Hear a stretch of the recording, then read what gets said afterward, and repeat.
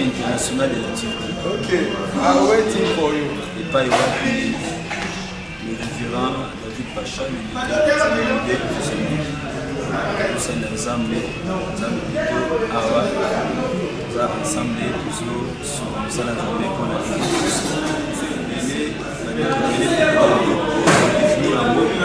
chacun n'a pas puiser les formations. Mais selon la définition encyclopédique, la monnaie dans l'encyclopédie publique, le mariage ezali union légale des noms et une femme. Donc ezali kosangana oyo eyebani endimani miso ya bato ya libota ya l'État pe ya l'église. Donc babenga ngo union légale. Donc kosangana oyo eyebama na barang wana misato ya libota l'État pe na église na mbusi.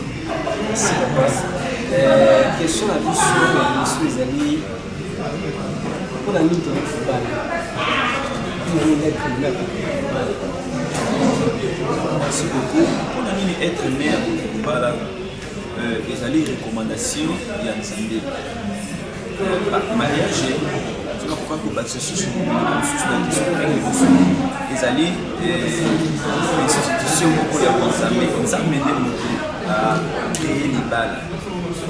À salaki ya kodesala apakolaki bato oyo babalalaki ya liboso na bible ebi adamu na eve moto akokali kobala tozongi na Genèse chapitre 1 na verset 27 na 28 eza balobi ezali malamu te moto avanda ye moko mbele mobali avivre ye moko yango asaleli ye être semblable mpona azala lokola mosuni na ye molongani na ye ensemble bakende esengelaki apala parce que eza na mokama ya nzambe ezali ordre euti epai ya nzambe yebi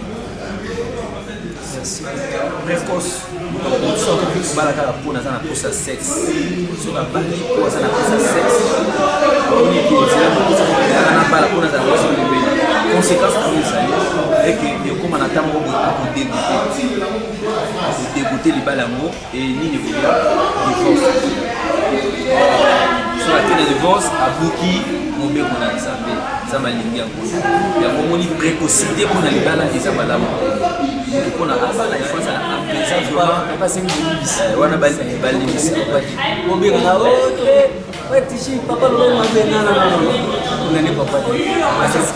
wana balimbisanga soki atanga te alors aluka nzambe soki atanga te nasambelaka c'est bien po soki éducation scolaire eza te mais bonzambe ezali ekosuma mais soki atanga te asambelaka te ça c'est un problème wana obali le problème na po obana okota incompréhension moko na ndako ekotina bino ejour osala nini osala divorce. Or Matthieu chapitre 5 verset 31-32 ils sont beaux yango c'est ça ma beau divorce. Malachie chapitre 2 verset 7 ça m'a dit moi j'ai haï azo oh ya divorce c'est chic. Bien Naza pasteur João Francisco Bango na portugais bayebinga na kombo ya pasteur Bijou nazo œuvrer awa na Turquie na Istanbul précisément na église ya Asit Assemblée chrétienne internationale de la Turquie pai wapi pasteur David Pacha azaboka. Papa okoki kodéfinir biso nini wana le choix du conjoint.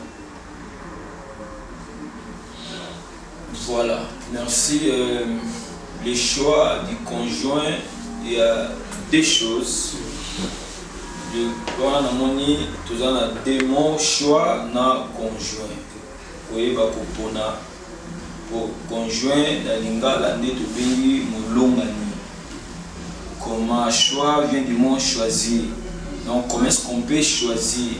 Comment est-ce qu'on peut avoir une personne que tu vas vivre avec elle durant toute ta vie. Donc conjoint, c'est une personne que tu as choisi que tu as proposé, que tu as vu que c'est tel qui convient dans les critères pour accompagner yo tout au long de la vie sentimentalement. Donc c'est celle qu'on appelle conjoint. Conjoint, on peut l'appeler aussi une aide plutôt. Conjoint, c'est aide. Là, je parle de l'homme qui choisit une femme. Donc conjoint, on peut l'appeler aussi une femme, une personne idéale selon toi. Parce que les critères à moi, cela va dépendre seulement de yo ou yo poni. Peut-être que tu me n'y est payé. Mais pour toi, tu as vu que c'est elle qui est la meilleure parmi toutes les femmes. C'est ça.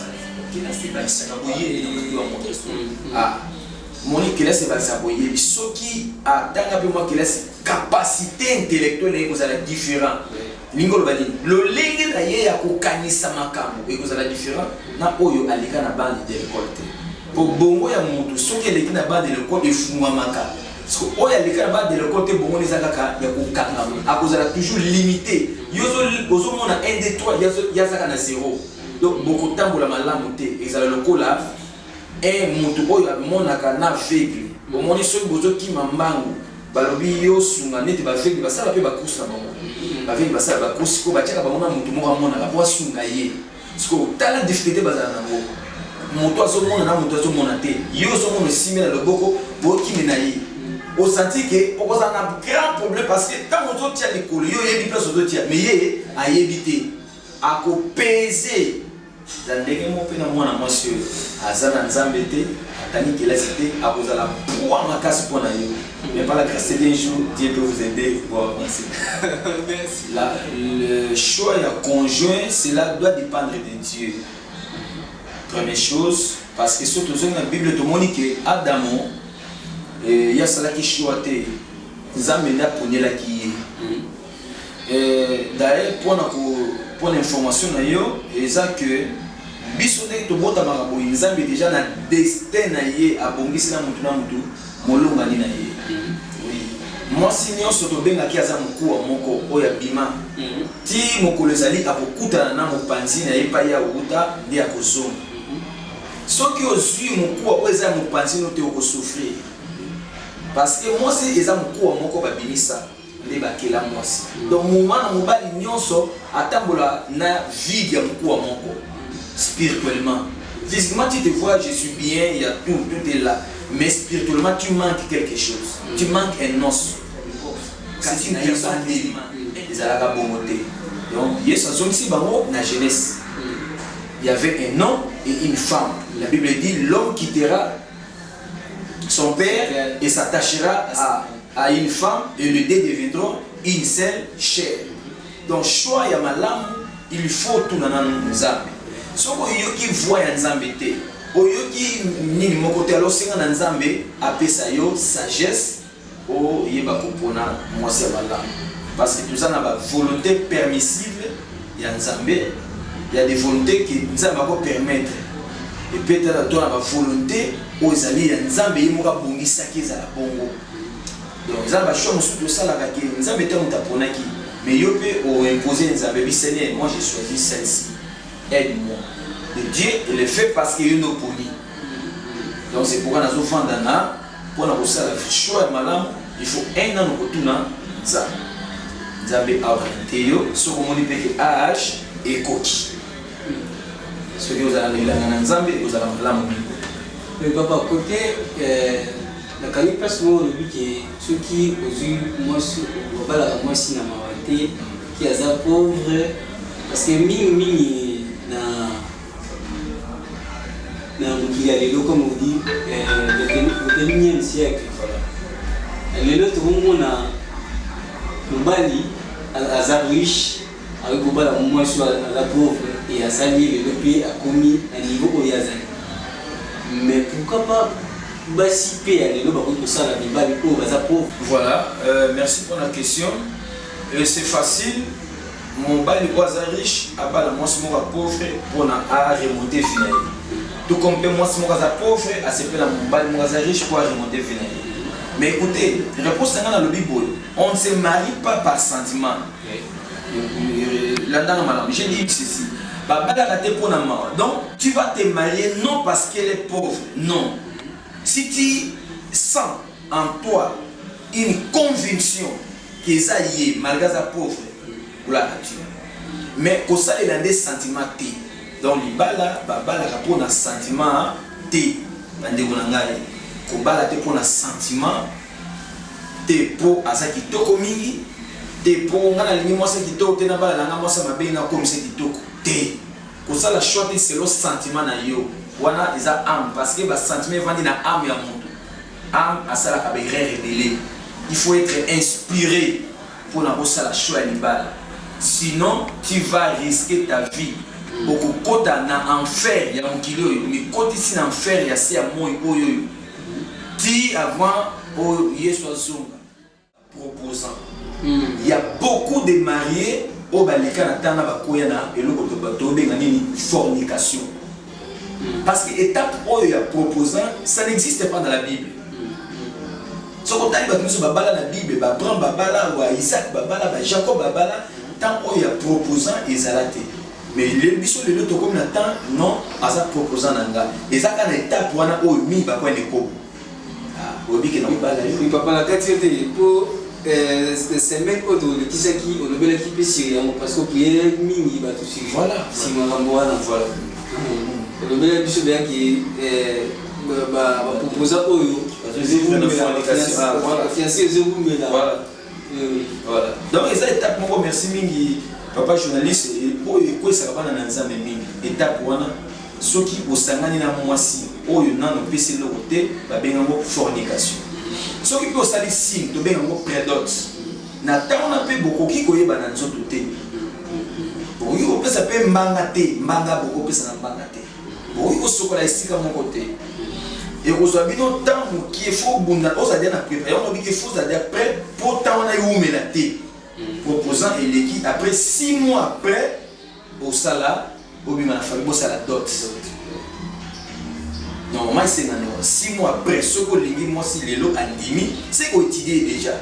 Au Kolobaté, on a étudié, non, avant d'aimer une fois, il faut déjà étudier. Ce qu'on dit à se répondre à la critère, maintenant, ou approcher. Ce que ça y est, ce n'est sounganga moi, c'est nazo solo la naï alinga. Si c'est la volonté de Dieu, elle sera d'accord. Alinga linga te abondima. Parce que c'est la volonté de Dieu. Ça choisit. Alors ils ont tant qui est 6 mois après la présentation, ils sont 6 mois après bokina na mariage. Sauf imprévu, diable perd dans Bunzami Bamabal deux fois. Sauf imprévu, mais sinon, tant qui est une année plus tard, vous allez déjà ensemble pour éviter que Satana à côté de la Kati, vous allez l'autre béni fornication. Merci papa. Mon message après vraiment, ils ont aussi fait ça. Et c'est ici mon président Guéry Biti. Vous saluez là où vous êtes. Et papa. Là, on va travailler à Salaka. Dans la tempête, donc, normalement, vous devez chercher plus ou moins. Attends, mon colomoko, vous avez permettre de venir. Attends, mi balai, vous allez ensemble dans la famille pour. On peut s'appeler amour paternel si vous avez des enfants. Tu dois aussi donner ton amour avec tes enfants. Sinon, pas la bagosa na bolingo là. Ou bagosa na bolingo mais baza na affection. Parce que l'affection c'est autre chose, l'amour aussi c'est autre chose. Même ta femme, elle peut avoir ton amour, mais elle peut perdre l'affection. Ce qui aujourd'hui est bébé. Tu travailles, vous devez au moins avoir un temps pour solo la car, pour se caresser. Donne ton amour, même si tu es pasteur, il faut mettre chaque chose à sa place. Devant ta femme, tu n'es pas pasteur, tu es son mari. Il ne faut pas avoir honte. Ce n'est pas tout le temps j'ai pris. Vous voyez qui est dans l'église, les hommes, nous allons ensemble, je peux te connaître la lettre saine à moi aussi. Mais après, j'ai fait quoi? Il faut qu'on m'en apprenne. Donc il y a un temps pour tout. Il y a un temps d'aller dans le lettre saine, vous comprenez les termes, non? Ouais. Il y a le temps de connaître la lettre saine, il y a un temps qu'elle devient ta fille dans la foi. Donc, il y a des fois, elle n'y a pas de lokola. Papa n'a pas de lokola. Mais elle n'y a pas de lokola. Donc, vous devez plus ou moins avoir un temps pour nous solo dans la famille, pour s'amuser à makanisi, projeter makanisi na bino pour l'avenir, pour ça la projet d'avenir et pour ça. Donc il faut avoir plus ou moins 1 ou 2 jours pour vous allez ensemble, ceux qui vont travailler, bino mi bali, ou bien papa ça la cahier mon. Il faut avoir 1 ou 2 jours ensemble avec la famille pour renforcer cette amitié de la famille. Merci beaucoup, les journalistes, merci pour la parole. Conseil pour les jeunes mariés, pour ceux qui veulent entrer dans cette famille de mariés. D'abord, premièrement, je voulais dire que ne soyez pas pressés. La précipitation tue. On ne se marie pas parce que mon ami s'est marié. Parce que cet ami-là a Koti. Parce que Fred Deo Ngango a Bali. Parce que Mikolo na l'église, ma Bali Sopani Te. Babalaka, si tu as la conviction, si tu as écouté Dieu. D'abord, il y a la volonté de Dieu dans les mariages et ta volonté aussi. Donc, la volonté de l'homme aussi existe. Non, maintenant je veux me marier. Alors tu demandes la volonté de Dieu. Est-ce que c'est le moment? C'est ça aussi, c'est un problème pour la jeunesse des hommes. Oui, tu veux te marier. Est-ce que Dieu a voulu ça? Parce que les mariés doivent être marchés ensemble avec Dieu. Ton temps est arrivé. Est-ce que le temps de Dieu est arrivé? Qui va choisir les femmes? Est-ce que c'est ça la volonté de Dieu? Est-ce que c'est la femme que Dieu a retirée en toi? C'est ça. Donc, on sait ça que ndeko balingi babala kozala pressé ça les la temps na temps au mona ke nzamba ko pamola que des likambo na temps na bo ba critère c'est nzamba critère ya moi c'est ozoli na lingi na bala moi c'est moko azala mukuse ngalinga basa mukuse nzambe nazana na posa ko bala te mais soki na komi na posa na lingi na kuta na moi c'est moko boya za mukuse monene mo nzamba ko peso ya ako peso mo sia bo même pour na bana basi pe olingo ba fo bonde la nzambe nzambe na ngina bala o bala ndenge yebisa ka pe nzambe ngo pesa mo bali mo boye azamu nzoto mike bon na lo ba fete tishikite pour maman Jémi Mazali kuna peut-être à ça là vraiment na lo ba fete de yo Atanga, Assisa, université, à licencié. Il faut déterminer. Voilà, moi, c'est ça la prière dans le bon. Nous avons besoin de nous intellectuel, Atanga, Azaboé, Azana Poto. Dieu va te répondre, c'est là la demande. Il n'est pas un homme pour mentir, la Bible dit, ni un fils de l'homme pour se repentir. Si tu demandes, il va répondre. Il a dit, qui cherche trouve. Donc c'est ça notre Dieu que nous avons. Nous ceux qui ont, ceux qui nous ont coupé ça, même moi dans mon bal, nous allons nous amener dans la posa boy. Ceux qui moment où coquille, nous allons couper ça dans mon cerveau. Donc il faut être patient. Sinon péter, au coquille que faire. C'est pourquoi faut bon de la Nzambe. Pourquoi il y a n'engue bagé, on a pour la mabete. Pourquoi il y a pour la mabete pour ceux qui étaient au coup d'aller bitumba makasi. Ceux qui osent la bonne Nzambe étaient au kimi. Les lois divorce belé pour moi si on a yo kakate mingi na basala nzambe bosusu lelo to sala bon peut-être ba poto aba oka akomi na poto alungi mo susu soko tunye o moi si wana azem poli moi si wana ayo kakate bongo lelo kaka pour komi na poto ndi aso yo kate tous ces années ça ba réclamation tantôt que cause la réclamation ya famille à moi si baso réclamer na célibat yo mobali pour éviter.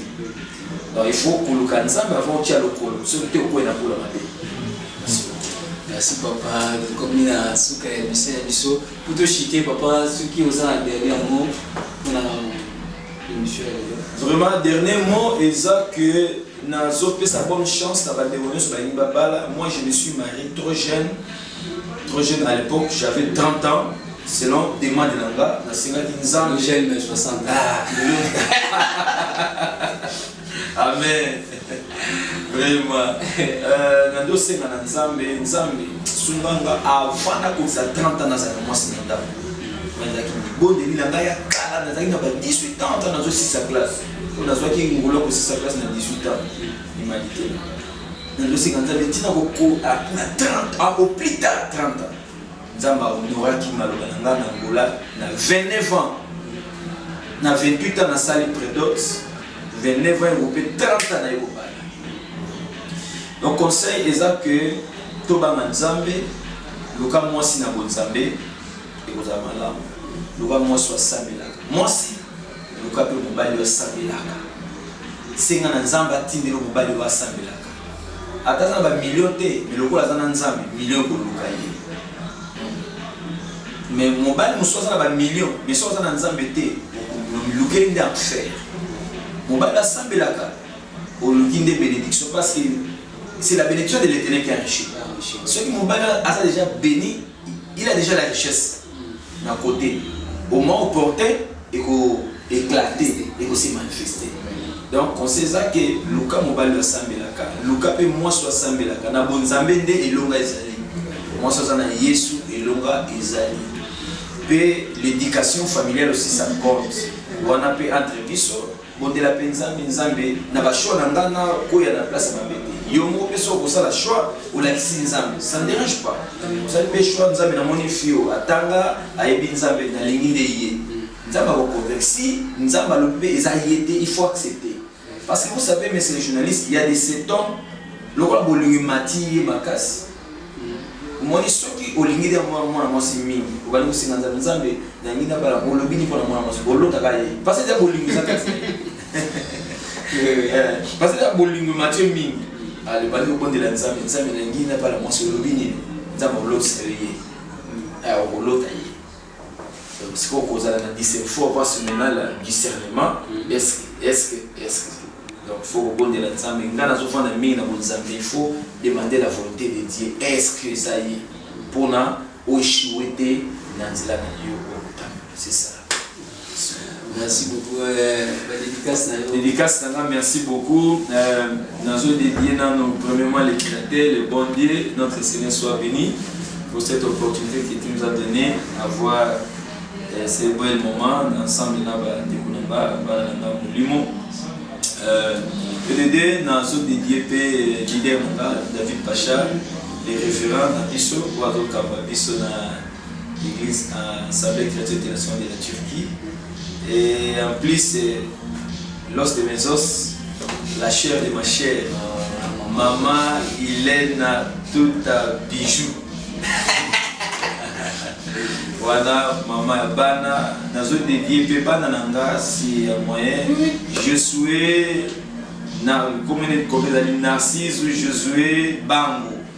Pour toute la famille Bango, Narcisse Josué Bango, Hélène Akassia Bango, Joya Jedidja Bango, vraiment pas gros bisous pour la Bango, et ma femme gros bisous. Bonne guérison à maman Nanga na Congo, à Kinshasa. Elle dit qu'il y a une convalescente, au moment où elle a récupéré déjà santé. Je sais qu'avec Dieu nous ferons des exploits. Elle dit qu'il est malade déjà qui est musique. Et mon père aussi, dans ma sine, n'a pas Bazali. C'est pas au monde à Bisso, Lili, vraiment, mes frères et sœurs,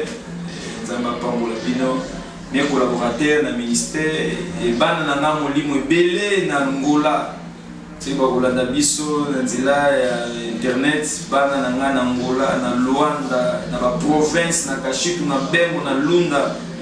Vraiment, je vous aime beaucoup et vous amo. Que Deus vos abençoe. Eu sei que vocês aí falam português. Que Deus abençoe a todos, em nome de Jesus.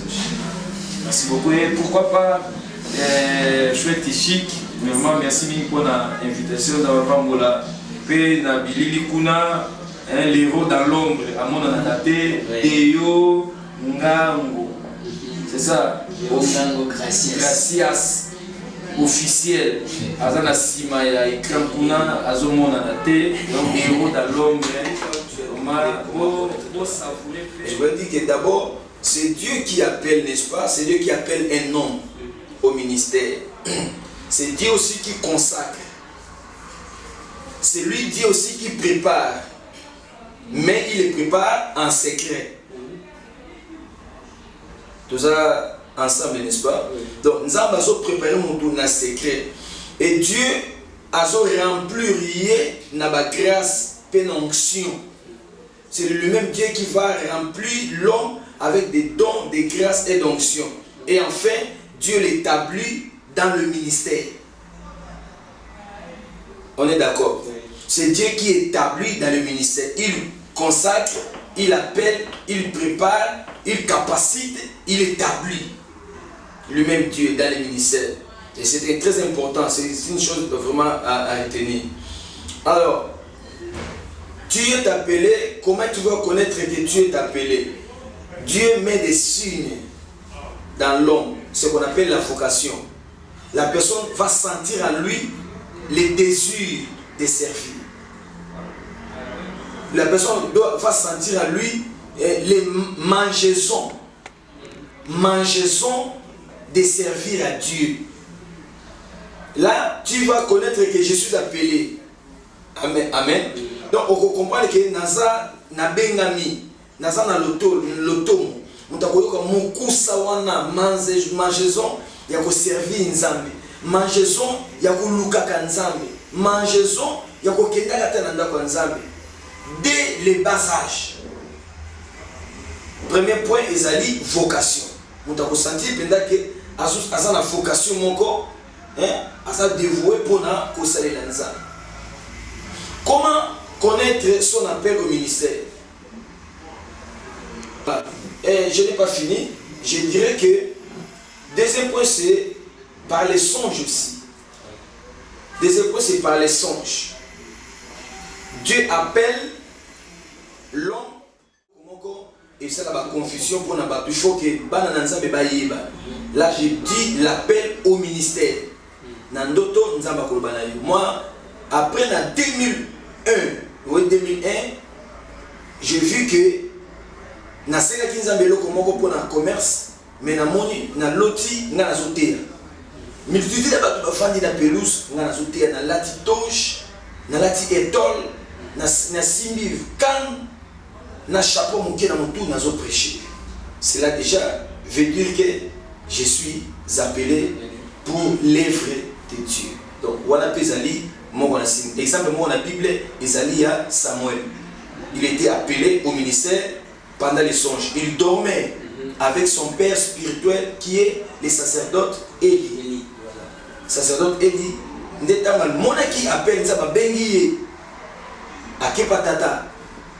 Tata Bizonga na bengote. Deuxième fois, pas pour na bengote. Pour la troisième fois, sacerdote Élie à comprendre. Ah, moi na Nzambe asobenga, je m'excuse. Moi na oyo Nzambe asobenga.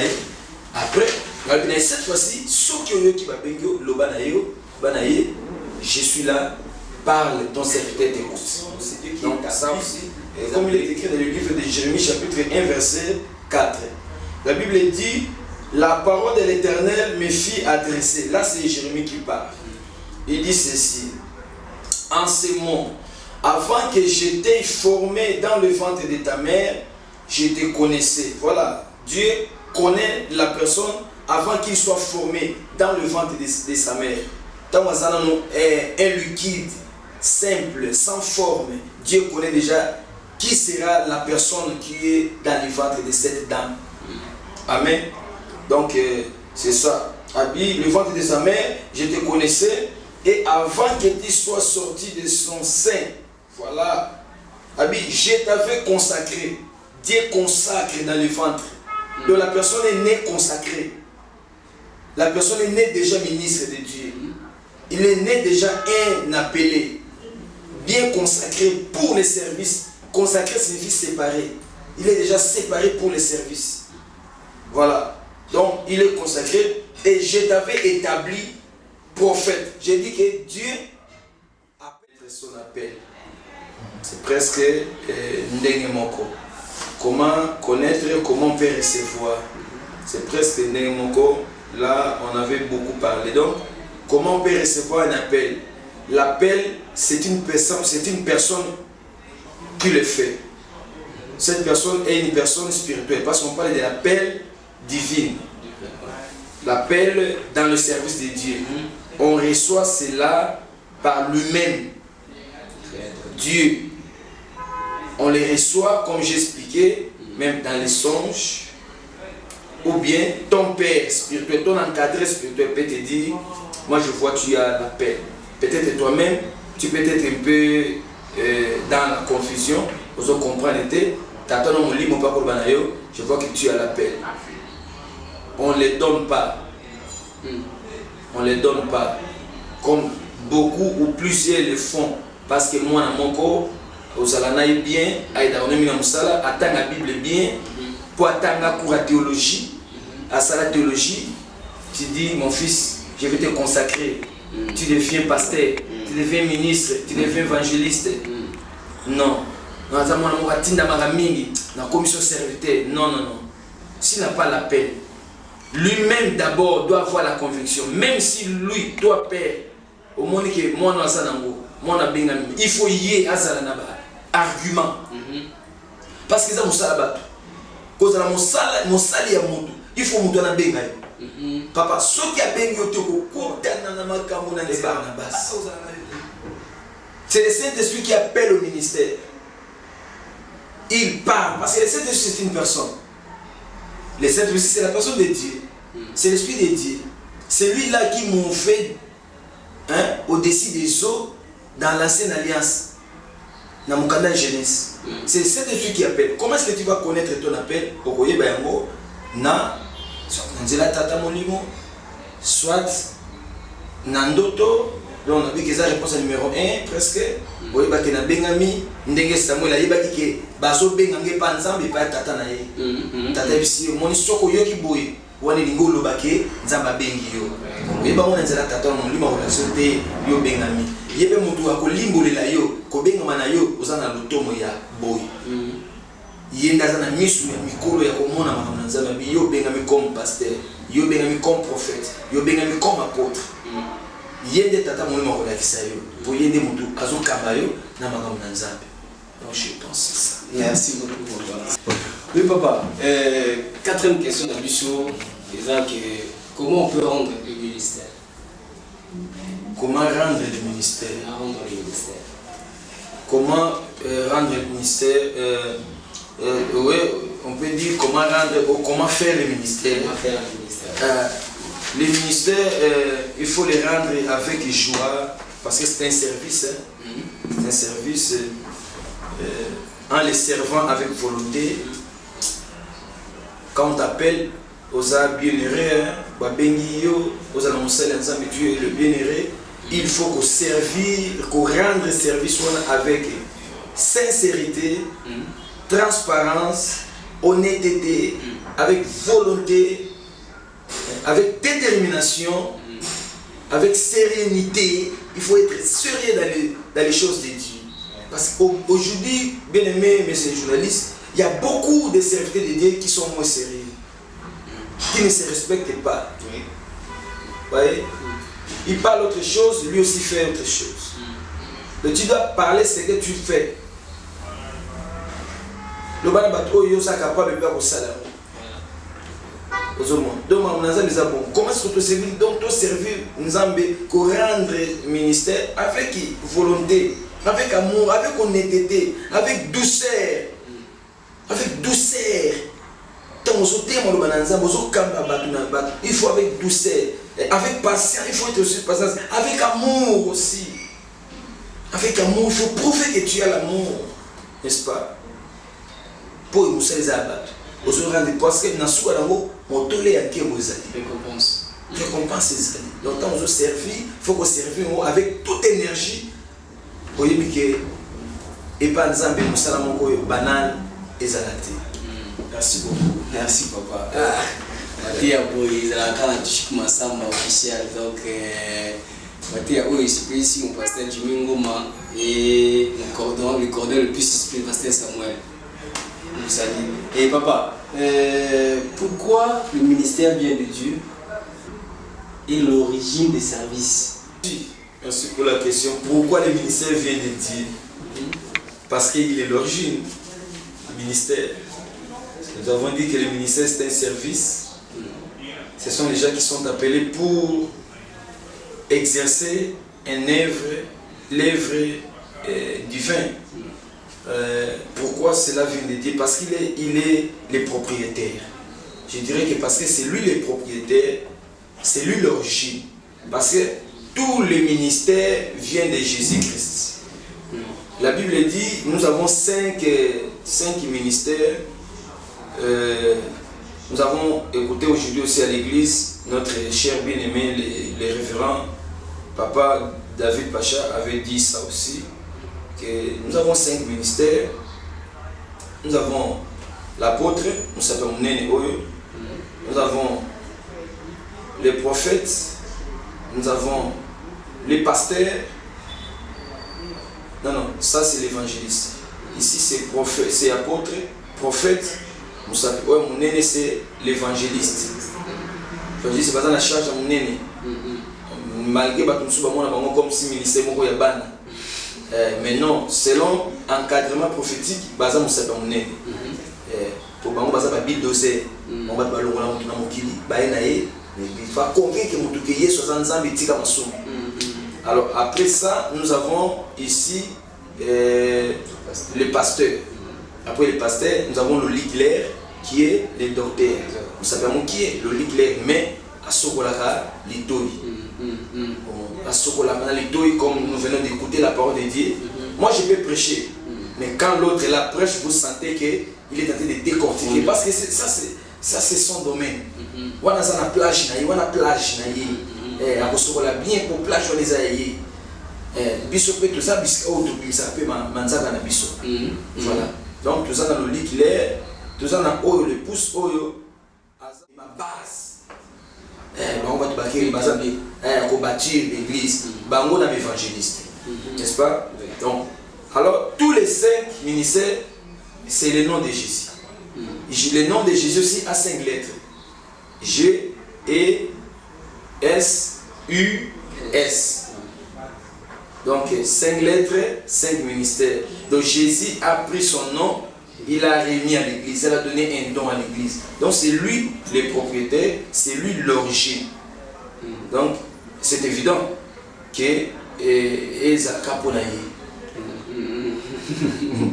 Amen. Donc je crois que c'est comme ça. Et autre question, dans ce que de la Kinini, combien de catégories de ministères? Combien de catégories de ministères?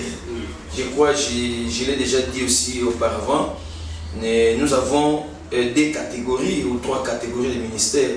Nous avons le ministère de la parole, j'avais dit ça. Nous avons le ministère du table et le ministère d'assistance. Assistant au babé ancien. Les anciens, on les appelle les anciens de l'église. Ce sont ceux-là qui restent à l'église comme le pilier. Les anciens, ils restent à l'église comme les piliers, mais doit être une personne qui sait prêcher la parole. Il faut qu'on lire autant de ministère. Est-ce que tu as un don prophétique ou tu es un prophète des ministères? Voilà, tu es une personne qui a des ailes évangéliques. C'est un problème. Il y a de ces gens-là qui ont des dons, parce que nous avons un don d'évangéliser et nous avons un ministère évangélique. Voilà. C'est pourquoi vous allez voir un évangéliste mais qui ne fait pas l'œuvre d'un évangéliste. Et Bélé Bazon, on a consacré évangéliste, mais il ne fait rien. Banda, église et banda, il y a une intimité. À tout moment, on était même quelque part. Oh, il y a un ministère évangélique. Aïe, il y a un côté, il y a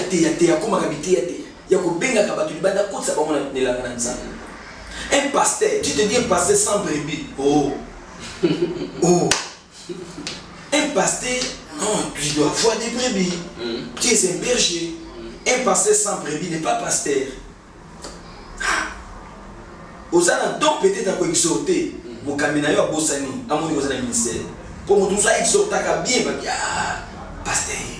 Mon tout ça, t'es dans la moto. Évangéliste. Non, mais ça va signer à la tête. Mon tout ça, ça n'a pas de comment on a l'autre frère, dans l'autre qui nous a mal prophète. Non, c'est pas ça. C'est pourquoi l'œuvre de Dieu comme une confusion. Il faut lire bien. C'est pourquoi tu dois avoir un prophète de bataille sur les lots. Vous avez un mot pour aller au limbo de la yo. On ne s'improvise pas pasteur. On ne s'improvise pas prophète. On ne s'improvise pas apôtre. On ne devient pas un prophète, mais on est né prophète. C'est ce que j'avais écrit ici. Non parce que tu as des talents. Il y a des gens parce qu'il a des talents. il parle bien français, il parle bien anglais, parle bien portugais, à Beta Kalingala Kitoko. Il a des dons, il dit ceci, je suis. Non. Donc il faut faire attention. Conseil Zaki, Yakama Lembe, Tunanzambe, Zala patient, Zela Tanayo, jusqu'à ce que Nyonso et Kolata Nzoto. Toi aussi tu es appelé. Je dirais ceci, mais c'est les journalistes et le peuple de Dieu dans le monde. Nous devons savoir que le Dieu a été toujours le Dieu des pères. Le Dieu a été toujours, depuis le commencement, il a été toujours le Dieu des pères. N'est-ce pas? Ah, même au jardin d'Éden, Adam et Eva, tant m'a Salemaki, Dieu est venu, il a cherché qui? Adam. Il a cherché le Père. Il avait affaire avec le Père. C'est pourquoi, même dans la Bible, dans le peuple d'Israël, le peuple des Hébreux, les Hébreux, ce sont Dieu quand il appelait Josué. Josué marchait avec Moïse. Josué, son nom d'abord était Osée. Comme ils ont dit Osée. Dans Moïse a changé comme si Josué. L'Éternel est notre salut. Dieu l'appelle Josué, serviteur de mon serviteur. Voyez, il est serviteur de Dieu, il était appelé par Dieu, mais il travaille sous l'onction de son père Moïse. Donc quand on est à l'église, nous avons un homme, une personne que Dieu a appelé, il a commencé l'œuvre. Et au travers lui, ma branche est bimi. Vous allez ensemble, papa journaliste, Tichik Massamba, nous avons Kuna un héros dans l'ombre. Vous savez, tant que tout le monde a dit Lili Oyo, Ezo Salema Boye, Ezo Bima Kitoko, Bilei, Bongisi, Bachende, Moscade, Kibi Magique, Bachema Pilipili, Namwa Mungwa. C'est que dans l'ombre, il y avait quelqu'un qui était là pour faire tout ça. Il s'appelle Deonganga officiel. Abonnez-vous, hein, c'est la chaîne Ngango officiel. Pourquoi pas les chaînes Tichik Massamba officiel. Abonnez-vous. Donc je vous remercie. Je suis vraiment très reconnaissant. Nandenge boso considéré Tolobela makambu oyo na mission ya boye. Nzamba pambola bino mingi. Et bana na nzambe obazoya elangeza munene venez. Oh, la Monica a l'automo, a un appel, mais il y a des gens qui ont été pour un ministère. À tous les bien, il a cité aux prophètes. À tous les bien, il a cité aux docteurs. Robin m'a fait pour comme un diacre. Robin m'a fait pour comme un signe. Donc, ceux qui peuvent servir caca. Dès que tu vas servir dans l'église. Donc, tu t'arrêtes là. C'est pas parce que tu prêches bien. C'est pas parce que quand tu mets les mains, les gens tombent, tu es un apôtre. Non. Il y a des gens qui sont appelés pour être enfants de Dieu avec des dons, des grâces, des guérisons, miracles. Mais tu t'arrêtes là. Cela ne te donne pas l'accès de devenir un pasteur. Non. Sinon, il y a un moment de l'autre trouble. Tu vas devenir d'abord un accident pour toi-même, comme un scandale pour la vie et pour la vie à l'église. Azana appel été, mais azana don, azana grâce. Ami côté ici, c'est improvisé comme pasteur, comme diacre, comme ministre de Dieu, un accident, un scandale pour la vie et pour l'église. C'est pourquoi il faut être calme, tout étant boulagana kimia, bon nzamba pas boulagana pe malamu. Merci beaucoup. Dédicace Nanga Liboso na Nzambe le créateur. C'est lui qui m'a créé. Jésus-Christ est mon soutien, mon appui, mon idole. C'est lui qui m'a appelé dans le ministère Oyo. Et à mon père biologique, celui qui m'a mis au monde, c'est le Dieu, papa Narcisse, Narcisse Mutimbimbi. Nzamba Pamboule Payazali na Congo, maman Marianne Mupanga, Nzamba Pamboula Bango. Dieu bénisse mon pasteur, le révérend David Pacha Lileko Bankoko. Nzamba Pamboulaye, le leader visionnaire de l'église à Site Istanbul. Que Dieu bénisse ma chic, ma charmante, ma douce, ma pousse, mon bombo Kochak. Mon amour Elena Tuta Bango. Zaba Pambolaye, la mère de mes enfants, la mère de Josué Bango, Cassia Elena Bango, Mariana Joya Jedidja Bango. Ce sont mes 3 beautés, mes 3 cadeaux que l'Éternel Dieu m'a donné. Que Dieu les bénisse. Que Dieu bénisse Tishik Massamba officiel, Deongangu officiel. Dieu vous bénisse riche et puissamment au nom de Jésus. Que Dieu bénisse l'église Assite. Tout enfant de l'église Assite qui reçoivent la bénédiction, la grâce de Dieu. Vraiment, la dédicace est pour l'union sur les amis à l'évangile. Là vous êtes, je vous aime et Jésus vous aime aussi. Répandez-vous, venez en Jésus car le royaume des cieux est proche. Voilà. Le sponsor Ado Pansou de Maman Florence Pansou. Je les salue à partir des États-Unis, je crois. Oui. Reçoit aussi notre salutation. Boss Ado Pansou de Maman Florence. Merci beaucoup et à toi mon frère Scotty Toumba, monsieur le riche, et à toi mon frère Christian Ken Kambala, papa Biveli Kikela, maman Nela Kikela, oracle du jour. Les heures vont continuer à parler. Et à toi Nadège Lofimo, et moi votre humble serviteur, je vous dis bisous.